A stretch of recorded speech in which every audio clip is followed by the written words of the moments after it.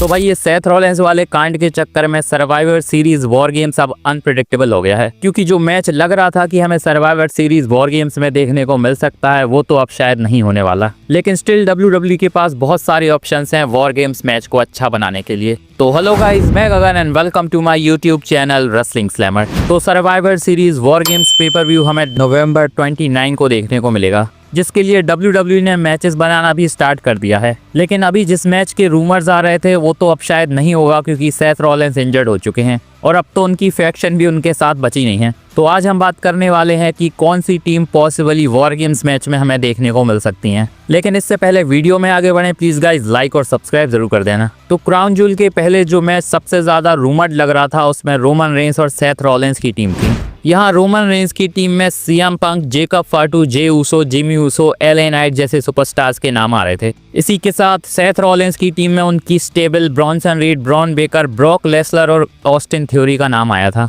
इस मैच के rumours crown joule के पहले आए थे, जिसका मतलब है कि WWE ने प्लान्स बनाना स्टार्ट कर दिया था। हमें पता है कि ओरिजिनली WWE अभी तो ब्रॉन बेकर, ब्रॉन्सन रीड को सेथ रॉलिंस से अलग नहीं करने वाली थी। अभी जो रिपोर्ट्स आ रही हैं उनका तो यही कहना था कि WWE सेथ रॉलिंस की फैक्शन के साथ ही वॉर गेम्स में जाने वाली थी। लेकिन सेथ रॉलिंस के साथ गड़बड़ हो गई और WWE को प्लान्स में चेंज करना पड़ा और अब तो सेथ रॉलिंस के पास फैक्शन भी नहीं बची है। अभी हो सकता है WWE नए तरीके से दूसरा प्लान और दूसरे सुपरस्टार्स के साथ वॉर गेम्स का मैच बनाए। लेकिन स्टिल अगर WWE इसी प्लान के साथ जा रही है तो सिर्फ सेथ रॉलिंस को रिप्लेस किया जा सकता है।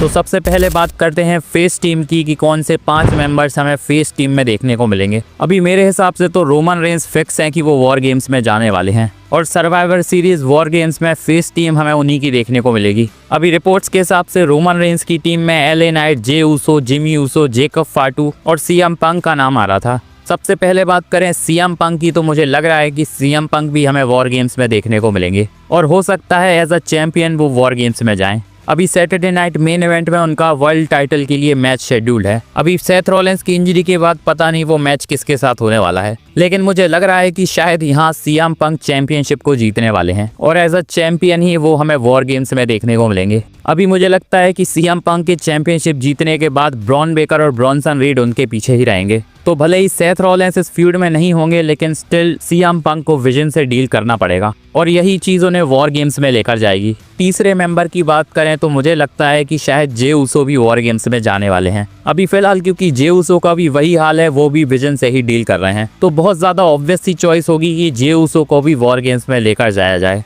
अभी जे ऊसो को कॉन्स्टेंटली वर्ल्ड टाइटल पिक्चर में भी रखा जा रहा है और यहाँ सीएम पंक के साथ भी उनके संबंध कुछ ठीक नहीं लग रहे हैं, लेकिन इन्हें विजन से डील करने के लिए एक साथ आना पड़ेगा। अभी इस टीम के चौथे मेंबर की बात करें तो मुझे लगता है कि वो जिमी ऊसो ही होने वाले हैं, क्योंकि रोमन रेंस और जे ऊसो इस टीम में है तो जिमी ऊसो का होना भी बनता है। फिलहाल भले ही रोमन रेंस ने अभी क्राउन जूल में कह दिया था जिमी ऊसो और जे ऊसो से कि उनकी शक्ल उन्हें नहीं देखनी, लेकिन अभी रॉ में हमने देखा था कि जे ऊसो ने जिमी ऊसो से मना किया था कि वो उनकी मदद नहीं करेंगे, लेकिन स्टिल वो आ गए थे मदद करने के लिए। तो भले ही फिलहाल इनके बीच में WWE पंगे दिखा रही हो, लेकिन वॉर गेम्स में ये तीनों एक साथ आ सकते हैं। यहाँ WWE के पास अच्छा ऑप्शन होगा कि वो यहाँ से और भी ज़्यादा इनकी प्रॉब्लम्स बढ़ा सकती हैं। अभी सबसे ज़्यादा जे ऊसो से हमें हीलिश वाइब आ रही है कि वो हील बन सकते हैं, तो हो सकता है इस बार रोमन रेंस के ऊपर जे ऊसो सच में अटैक कर दें। अभी बात करें वॉर गेम्स की फेस टीम के 5वें मेंबर की, तो एलए नाइट और जेकब फाटू के रूमर्स आ रहे हैं। तो इन दोनों में से कोई एक तो हमें वॉर गेम्स टीम में शायद देखने को मिल सकता है, जिसमें सबसे ज्यादा ऑब्वियस नाम है एलए नाइट का। और मुझे भी लगता है कि अगर WWE इसी लाइनअप के हिसाब से चल रही है तो एलए नाइट सही नाम होंगे वॉर गेम्स के लिए। अभी देखो एलए नाइट की फ्यूड भी विजन के साथ किसी न किसी तरीके से चल ही रही है, क्योंकि उन्हें भी ब्रॉन बेकर और ब्रॉन्सन रीड ने बहुत ज्यादा धोया है। तो यहाँ एलए नाइट बदला लेने का मौका कैसे छोड़ सकते हैं, और वॉर गेम से अच्छी जगह नहीं होगी बदला लेने के लिए। तो मेरा 5वां नाम फेस टीम के लिए एलए नाइट ही होगा। मुझे फिलहाल लग नहीं रहा है कि अगर इसी लाइनअप के हिसाब से WWE चल रही है तो जेकब फाटू यहाँ फिट बैठ रहे हैं। वैसे यहाँ ब्लड लाइन के मेंबर्स हैं तो उनका होना भी बनता है, लेकिन मुझे इस लाइनअप के हिसाब से वो फिट नहीं लग रहे हैं। अभी रूमर्स भी आ रहे हैं कि उनका नंबर 1 कंटेंडरशिप का मैच होगा सैटरडे नाइट मेन इवेंट में, जो कि ड्रू मैकिंटायर के साथ हो सकता है और इस मैच का विनर सर्वाइवर सीरीज में कोडी रोड्स को WWE की अनडिस्प्यूटेड चैंपियनशिप के लिए फेस करेगा। अभी मुझे लगता है कि शायद इस मैच को जेकब फाटू जीतेंगे और कोडी रोड्स और जेकब फाटू का मैच सर्वाइवर सीरीज में होगा। बाकी अगर जेकब फाटू इस मैच में होने ही वाले हैं तो वो एलए नाइट या फिर जिमी ऊसो को रिप्लेस कर सकते हैं। तो मुझे लगता है कि फेस टीम में रोमन रेंस, सीएम पंक, जे ऊसो, जिमी ऊसो और एलए नाइट होंगे। वैसे करंटली देखा जाए तो इन पांचों की एक दूसरे के साथ फिलहाल बन नहीं रही है, तो ये चीज़ देखने में बहुत ज़्यादा इंटरेस्टिंग होगी कि ये पांचों एक दूसरे के साथ कैसे कोएग्जिस्ट करते हैं। अभी 2024 में हमने सीएम पंक और रोमन रेंस के साथ भी कुछ ऐसा ही देखा था, तो अगर यही फेस टीम हमें वॉर गेम्स में देखने को मिलेगी तो मज़ा आएगा। चलिए अब बात करते हैं हील टीम की, जो कि हमें इसके अपोजिट में देखने को मिलेगी। तो अभी इस टीम के सबसे ज्यादा ऑब्वियस मेंबर हैं ब्रॉन बेकर और ब्रॉन्सन रीड। WWE ने फिलहाल इन दोनों को एक तगड़ी पोजीशन पर रखा हुआ है, और अभी सेथ रॉलिंस के जाने के बाद इन दोनों की सिचुएशन और भी ज्यादा ऊपर आ गई है। कह सकते हैं कि WWE का फिलहाल हील साइड मेन फोकस इन दोनों पर ही होने वाला है, स्पेशली अगर कहें तो ब्रॉन बेकर के ऊपर, क्योंकि उन्हें WWE नेक्स्ट रोमन रेंस बनाने का प्लान कर रही है। अभी विजन टीम के चलते इन दोनों ने रॉ में बहुत सारे लोगों से पंगे ले लिए हैं, और इनकी जो अपोजिट टीम है उसके सारे मेंबर्स इनके दुश्मन हैं। तो भाई बहुत ज़्यादा ऑब्वियस चॉइस होगी कि ब्रॉन्सन रीड और ब्रॉन बेकर को वॉर गेम्स में डालना चाहिए। अब बात करें इनके टीम के तीसरे मेंबर की, तो रूमर्स के हिसाब से शायद वो ऑस्टिन थ्योरी हो सकते थे, और शायद WWE ने उन्हें इस टीम में इसीलिए रखा था क्योंकि सेथ रॉलिंस के साथ उनके बहुत पुराने संबंध थे, जो कि हमने 2020 में देखे थे। पर अब क्योंकि सेथ रॉलिंस नहीं है तो पता नहीं ऑस्टिन थ्योरी का नंबर लगने वाला है या नहीं। हो सकता है सेथ रॉलिंस की इंजरी के बाद WWE ने ऑस्टिन थ्योरी का मामला क्रैश कर दिया हो, क्योंकि वैसे भी विंस मैकमैन के जाने के बाद ऑस्टिन थ्योरी की हालत खराब ही हो चुकी है। पर अगर ट्रिपल एच ने प्लान बनाया था तो हो सकता है ऑस्टिन थ्योरी को किसी तरह से इसमें इंक्लूड कर दिया जाए, पर मुझे लग रहा है कि शायद अब ऑस्टिन थ्योरी इस टीम में नहीं होंगे, और अब क्योंकि ऑस्टिन थ्योरी यहाँ नहीं होंगे मेरे हिसाब से तो WWE किसी और मेंबर को यहाँ डालेगी। लेकिन फिलहाल अभी रॉ में कोई इतने बड़े लेवल का हील सुपरस्टार है नहीं। जजमेंट डे से फिन बेलर या फिर डोमिनिक मिस्टीरियो को इस मैच में डाला जा सकता है, लेकिन मुझे लग नहीं रहा है कि WWE इन दोनों में से किसी को भी यहाँ डालेगी, क्योंकि डोमिनिक मिस्टीरियो के तो शायद अलग ही प्लान लग रहे हैं। फिलहाल तो बताया जा रहा है कि वो जॉन सीना को इंटरकॉन्टिनेंटल चैंपियनशिप के लिए फेस करेंगे, तो मुझे लगता है कि यहाँ शायद WWE स्मैकडाउन से किसी सुपरस्टार को यहाँ ला सकती है, जिसमें सबसे बड़ा नाम है ड्रू मैकिंटायर का।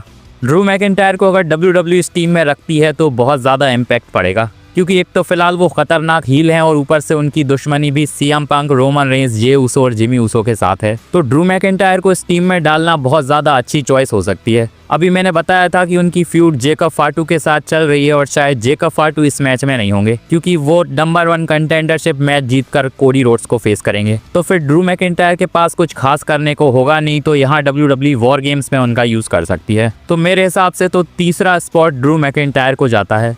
अब बात करें चौथे सुपरस्टार की, तो शायद WWE NXT से किसी सुपरस्टार को यहाँ ला सकती है। अभी NXT में बहुत सारे ऐसे सुपरस्टार हैं जिनका कॉल अप जल्द ही मेन रोस्टर में हो सकता है। अभी कुछ टाइम पहले रूमर्स भी आए थे कि विजन में WWE NXT के कुछ सुपरस्टार्स को डाल सकती है, जिसमें रिकी स्टार्क्स और ईथन पेज का नाम है। इसके अलावा ओबा फेमी का भी नाम आ रहा है कि वो भी मेन रोस्टर में जल्दी आ सकते हैं। ओबा फेमी ने कुछ टाइम पहले ही NXT की वर्ल्ड चैंपियनशिप हारी है, और उन्हें देखकर भी लगता है कि वो एकदम तगड़े कंटेंडर हो सकते हैं इस मैच के लिए। तो हो सकता है यहाँ ओबा फेमी, ईथन पेज या फिर रिकी स्टार को WWE इस मैच में डाल दे। बाकी और कोई दूसरा रॉ या स्मैकडाउन से भी कोई मेंबर हो सकता है, लेकिन मुझे फिलहाल कोई खास ऐसा लग नहीं रहा है जो इस मैच में होना चाहिए। अब बात करें पांचवें मेंबर की, तो फिलहाल सबसे ज़्यादा रूमर्ड में नाम है ब्रॉक लेसलर का, और मुझे भी लगता है कि ब्रॉक लेसलर फिलहाल सबसे ज़्यादा अच्छी चॉइस होंगे वॉर गेम्स के लिए, और शायद वो वॉर गेम्स में होने भी वाले हैं, क्योंकि फिलहाल उनका कनेक्शन पॉल हेमन से चल रहा है और पॉल हेमन विजन को मैनेज कर रहे हैं। तो यहाँ विजन की हेल्प कराने के लिए पॉल हेमन ब्रॉक लेसलर को लेकर आएंगे। अभी रूमर्स भी चल रहे हैं कि ब्रॉक लेसलर को शायद WWE विजन टीम का लीडर बना सकती है, और हमें दिखाया जा सकता है कि अभी जो हमने रॉ में देखा वो ब्रॉक लेसलर ने पॉल हेमन से करवाया हो। बाकी अगर ये सब नहीं भी हो रहा है तब भी ब्रॉक लेसलर के चांसेस बहुत ज़्यादा हैं इस मैच में होने के। वैसे इमेजिन करो ब्रॉक लेसलर इस मैच में हैं और वो केज में बंद हैं ब्रॉन्सन रीड, ब्रॉन बेकर और अदर मेंबर्स के साथ। वैसे तो यहाँ WWE ब्रॉक लेसलर को एक सरप्राइज के हिसाब से भी रख सकती है, जो कि मैच के एंड में आएंगे, जिससे उन्हें ज़्यादा कुछ करना भी नहीं पड़ेगा और केज में भी नहीं रहना पड़ेगा, और एक शॉकिंग सा मूवमेंट भी WWE क्रिएट कर सकती है, जैसे हमने 2023 में रैंडी ओर्टन के साथ देखा था। तो भाई मेरे हिसाब से फिलहाल सिचुएशन के हिसाब से ये दोनों टीम्स हमें सर्वाइवर सीरीज वॉर गेम्स में देखने को मिल सकती हैं। वैसे अभी सेथ रॉलिंस की सिचुएशन पूरी तरह से फिक्स नहीं हुई है कि उनका क्या होने वाला है, क्योंकि अभी तो फिलहाल बस रूमर्स ही आ रहे हैं कि वो इंजर्ड हुए हैं और उन्हें सर्जरी की जरूरत है। तो अगर उन्हें ज्यादा कुछ नहीं हुआ है और वो सर्वाइवर सीरीज वॉर गेम्स तक आ सकते हैं तो वो भी हमें इस मैच में देखने को मिल सकते हैं, और अगर वो होते हैं तो शायद वो रोमन रेंस की टीम में ही होंगे, जिससे शायद ये मैच और भी ज्यादा इंटरेस्टिंग हो जाएगा। बाकी फिलहाल जो सिचुएशन चल रही है उसके हिसाब से लग तो नहीं रहा है कि सेथ रॉलिंस आने वाले हैं, लेकिन WWE में कभी भी कुछ भी हो सकता है। तो भाई कमेंट में बताओ आपके हिसाब से सर्वाइवर सीरीज वॉर गेम्स में क्या जो मैंने बताई हैं वही टीम देखने को मिल सकती हैं या फिर कोई और दूसरी टीम हमें देखने को मिलेंगी। बाकी मेरी ये वीडियो अच्छी लगी हो तो इसे लाइक और चैनल को सब्सक्राइब तो कर ही देना और बेल आइकन को भी दबा देना ताकि मेरी वीडियो की अपडेट आप तक पहुंचती रहे। मिलते हैं नेक्स्ट वीडियो में, धन्यवाद।